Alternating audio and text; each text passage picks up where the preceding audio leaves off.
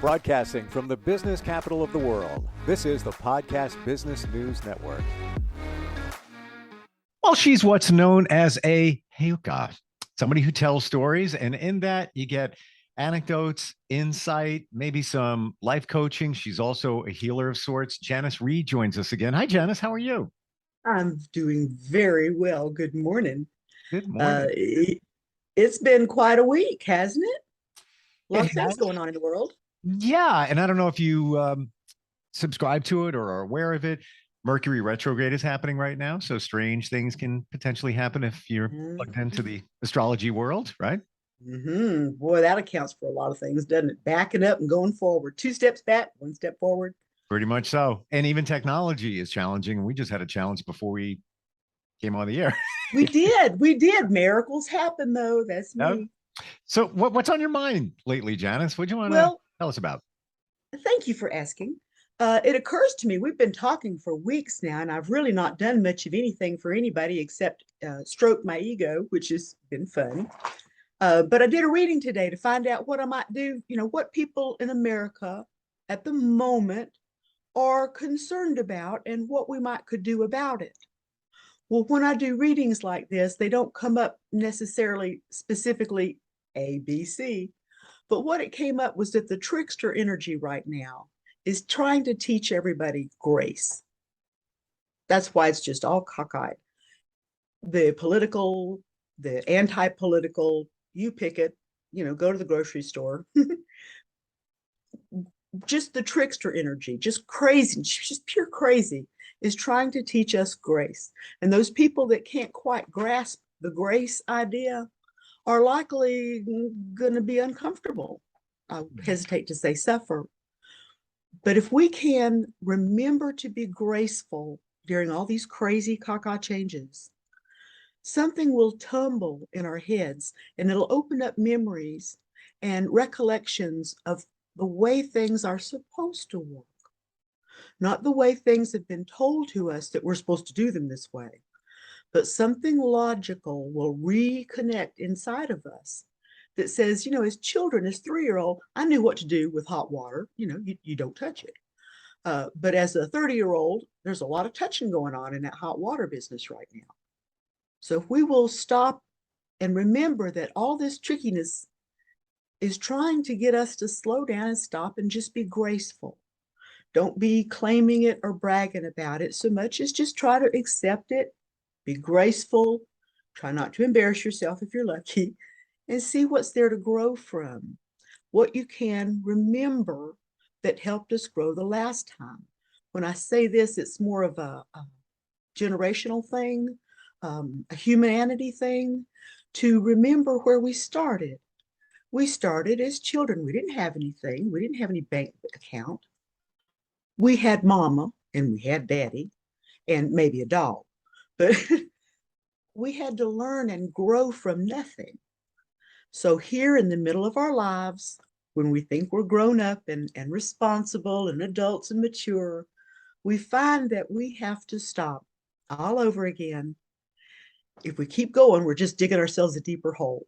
But if we stop and reclaim our grace, give our own selves a moment to breathe, give ourselves permission. We don't need nobody's stinking permission. We can just breathe. That's a gift of our own. So breathe and relax.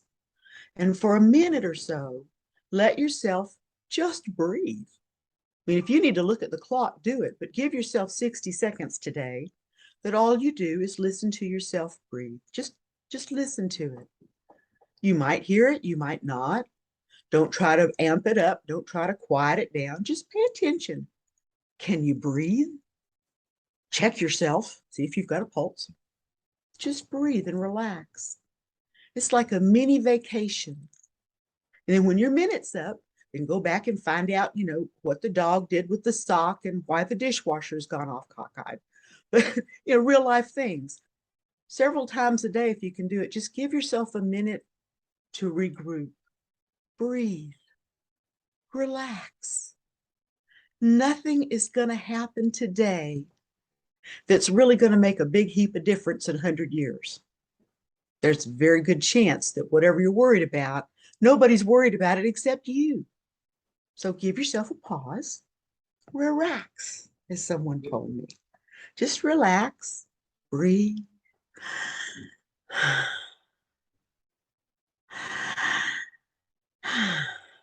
Feels good.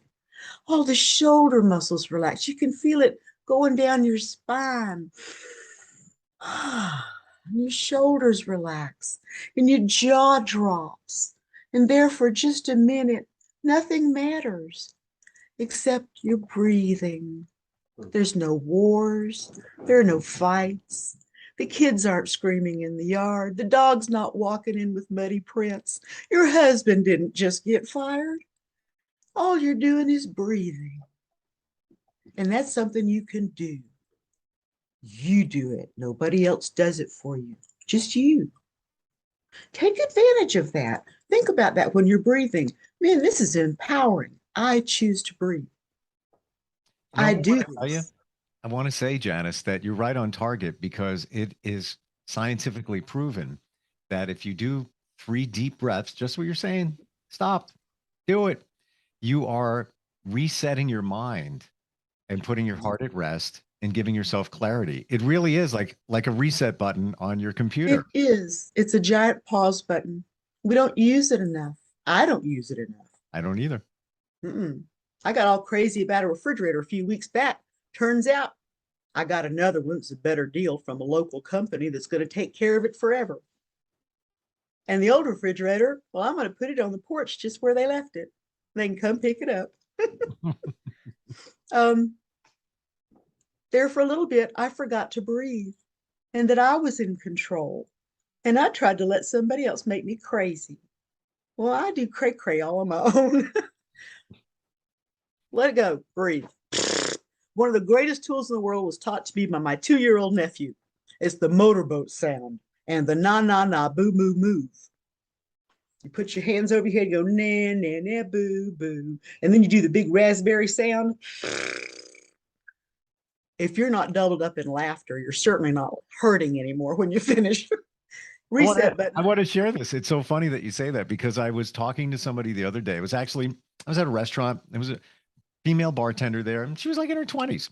And the conversation that we all were having was that if somebody does this to you, there's no answer. So she would just go, how do you respond to that? Like if nobody can say that's what she was doing. This is a grown adult, just like, yeah, when, if you don't agree with something or you don't want to talk about something, it's like, there you go. You don't have to be rude about it. You don't have to spit or anything, but you go, yeah, just like whatever. Blow that off. Blow it off. Blow it off. Kind of what it is. It's like a big whatever. We do that so that we can get back to our reset button so that we can see what we're supposed to be doing and get a better grip on what it was that we thought we were out of control with. And that little breath gets us back in control.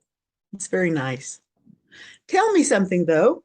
What can I do for you? Now, you've got something that you've been wondering about now for the last several weeks about me. I've been listening to you think. You bet I have. You and your little buddies. I would like for you to pick out something, just something that you've been having on your mind, wondering whether or not I was capable of producing a sufficient answer for you. You get me? You want my question? Nope. You want my answer? I got it. Did you really? Oh, you just said no. No. I prefer to give you your answer before you give me your question. It's one of the things that sets me off from being psychic. I don't psychic. I just make this stuff up. I don't know. But I want to look at you for just a second and discern, because there's 3 or 4 of them in your mind. And there's some pretty easy stuff. Mostly you want to know about, we don't want to get into politics though, do we? But no, he's not going to win again. He won't even be running again. That's a big deal. Yes, the ladies' rights are going to come back up. So you've been really thinking about, can I do politics? Oh, a strange thing. I'd rather, yes.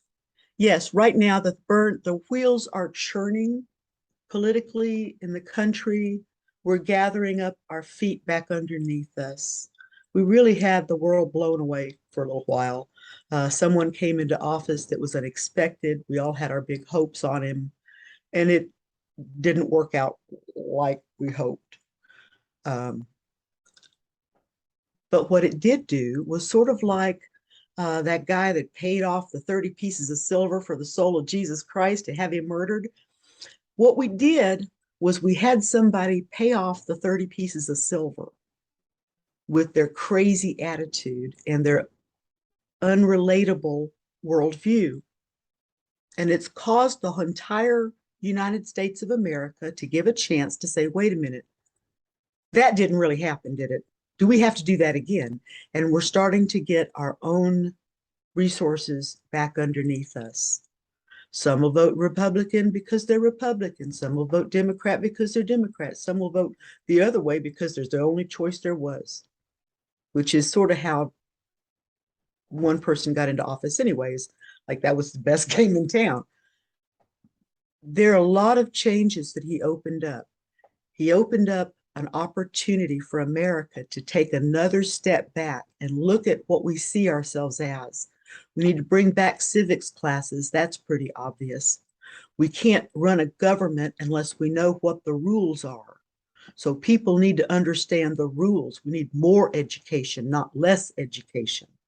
We need more faith in our systems, not less, so that we can strengthen them and give our country a better strength, a better, stronger foothold in the world.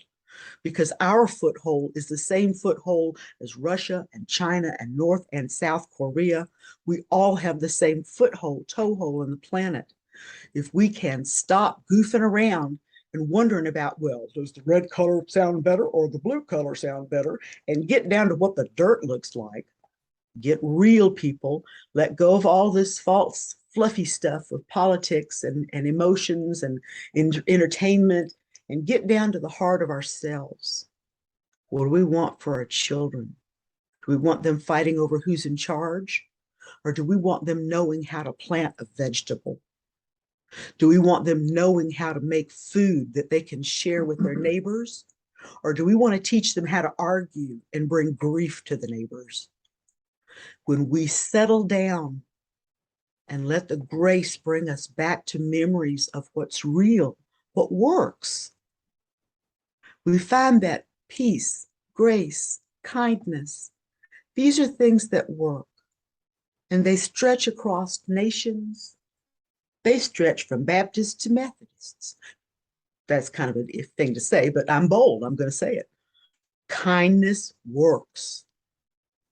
And that's the answer. That's what's going to change things. That's not, for me, that doesn't sound very psychic as an answer, but for some people it is. This is what has to happen. Otherwise, yes, we are all going to die. Boom. In a night switch. Or we can remember that we're all cousins. And what you reach for, I'm reaching for. Reaching for a nice cup of coffee, reaching for a nice soft chair, reaching for a friend. We've got to quit this arguing and simply do what we know is right. So the answer to your question is to do what you know is right. Stop asking me. Not what most psychic people would say, but stop asking me. Ask your heart first. If your heart confuses me, you then ask me, and I can help you unconfuse yourself. You know what to do. Take responsibility for yourself and do what you know needs to do.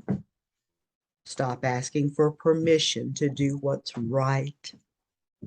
You already have it. It's called will. It was a gift from God. It's the one thing you got going for you. Whether we all live or die, we've all got free will. Use it. Stop letting other people use it for you. It's your free will. Do as you will.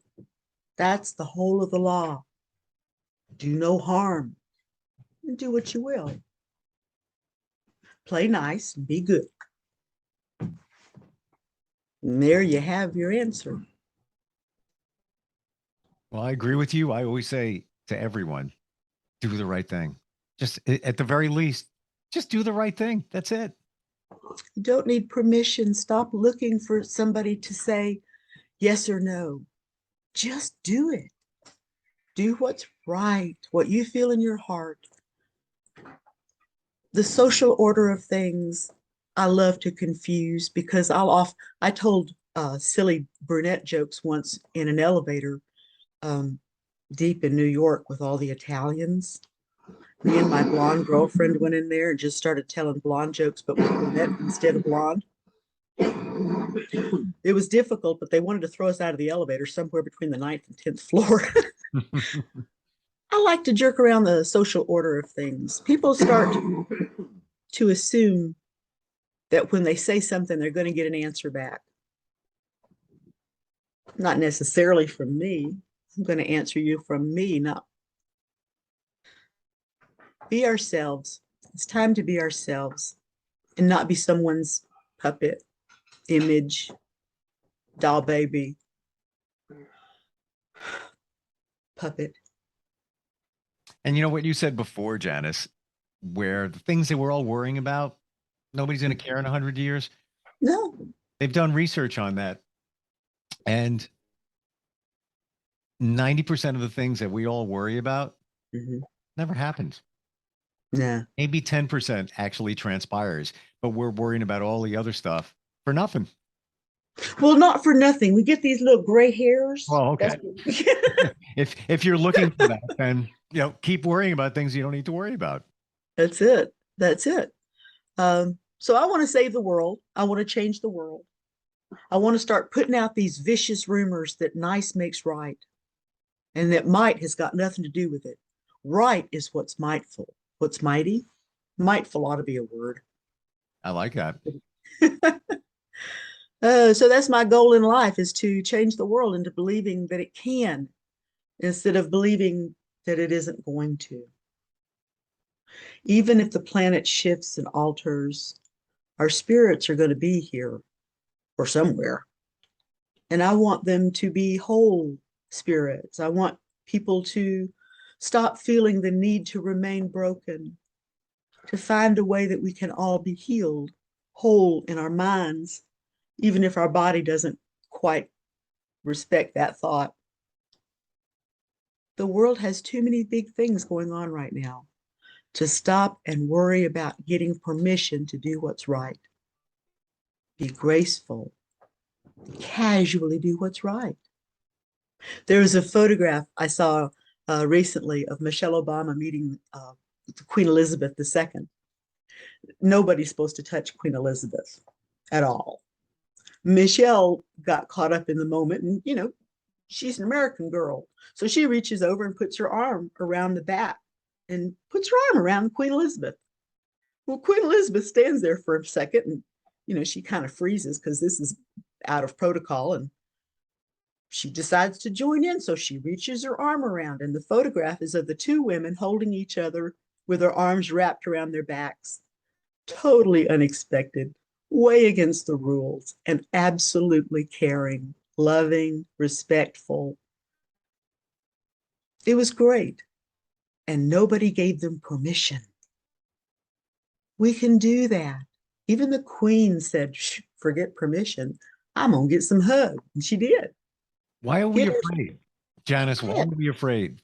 Like, walk into a store today, go into Starbucks, get a coffee. Why are we afraid to smile at somebody and say hi? People don't do it. At least not up in these parts. You never see it. It's almost as if we're afraid. Yeah, well, but most don't. Most don't. And they'll get suspicious at me if I look at them twice. That's it. If they see me smile at them once, they'll look away. But if they see me just looking and smiling at them, they get really nervous and leave the room. Yeah, when I lived in New York City, that was a lot of fun.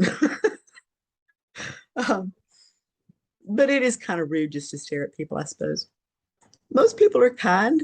In my experience, I got a lot more smiles back than I got people that were upset.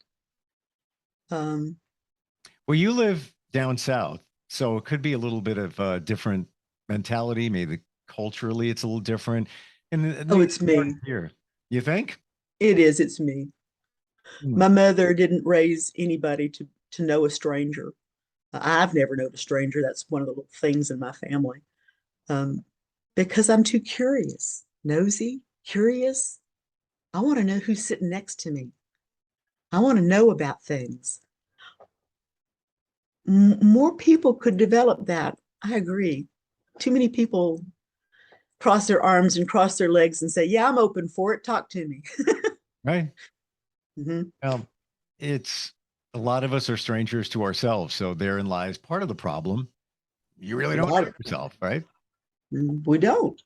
We don't. We're so worried about being politically correct or being, dressed as nice as some of the people on TV shows and the radios, and um, we compare ourselves to others too often. We call a doctor when we really just, could have put a band-aid on ourselves. We look for other people to give us permission to do what we know is right, and it's driving me nuts. Mm.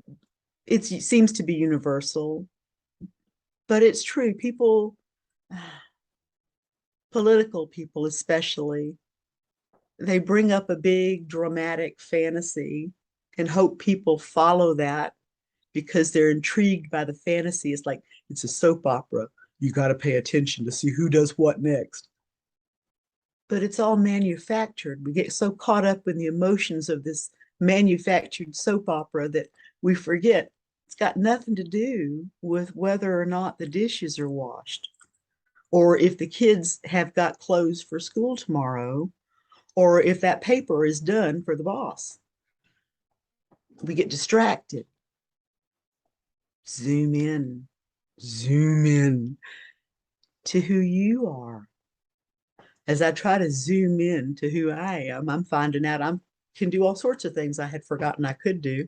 There for a little while, I thought I was going to get old and just be useless again. Old people get useless. But I got this wild hair, and it started with that darn refrigerator not getting my way.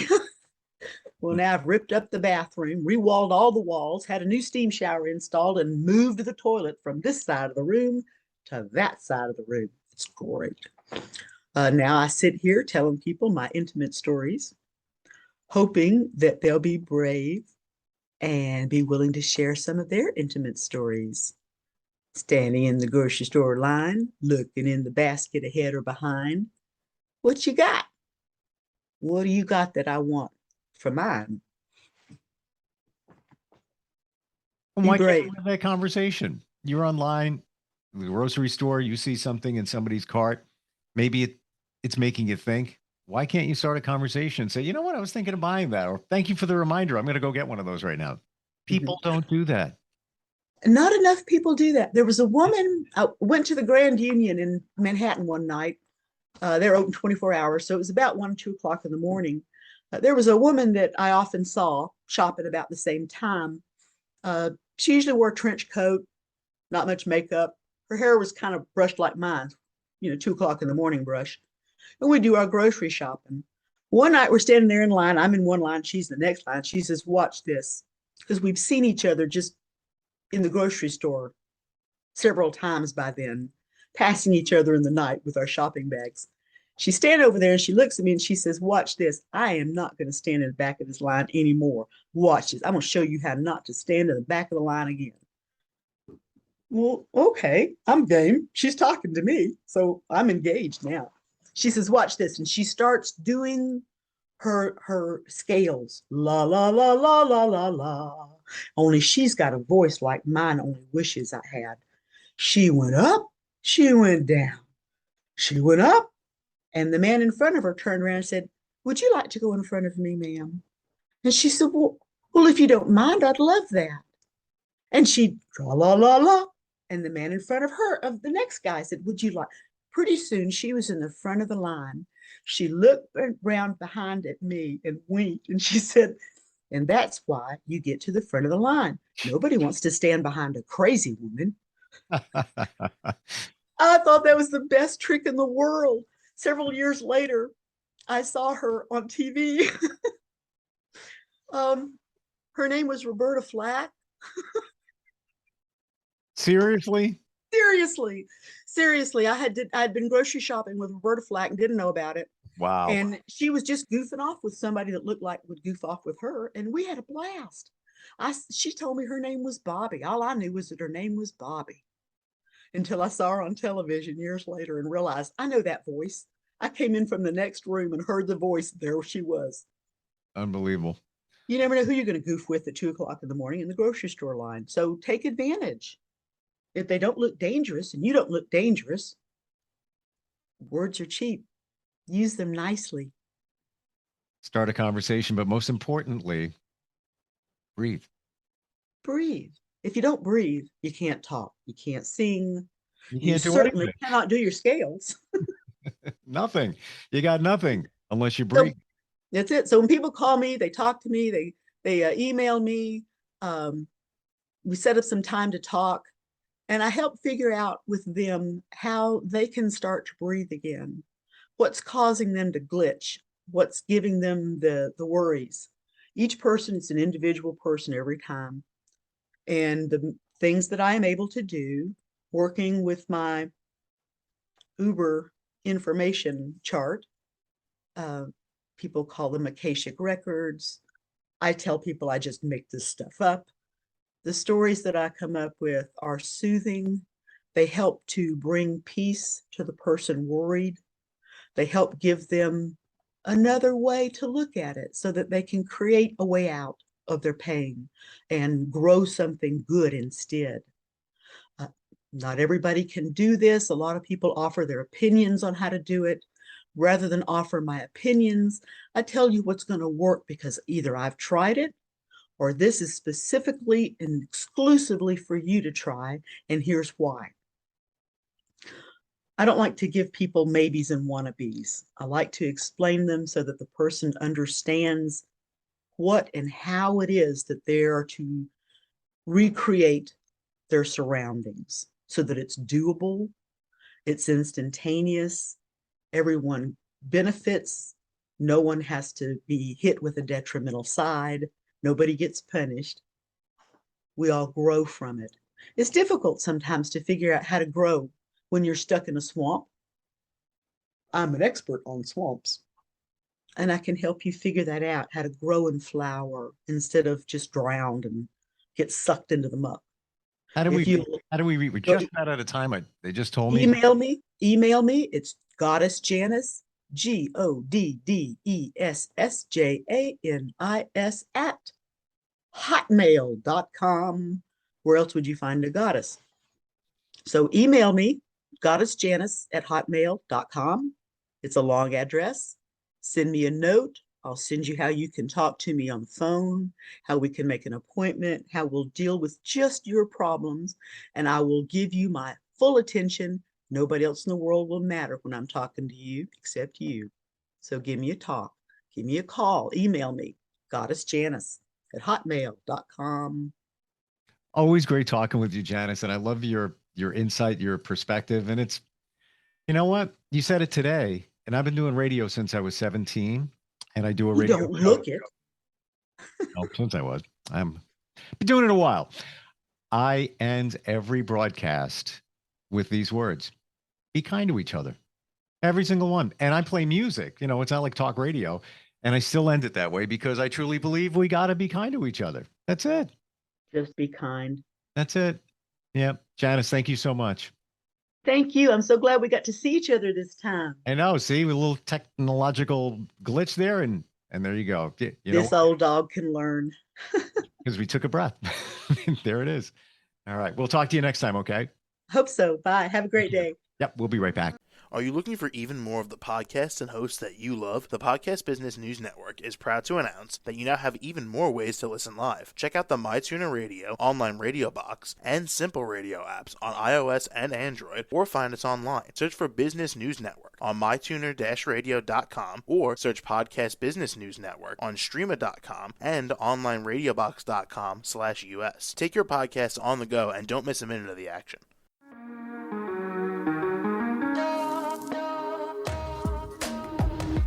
Broadcasting from the business capital of the world, this is the Podcast Business News Network. For nearly 2,000 severely injured veterans, everyday life has become filled with barriers.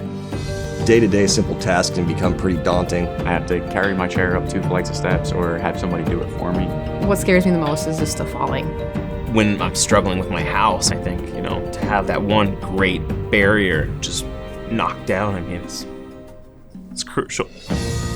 Home for Our Troops is a wonderful nonprofit that builds a Mortgage-free, fully adaptive, handicap-accessible house. And there's no catch. It'll be our very first home that we've ever owned. This is a game changer. This is where your life begins again.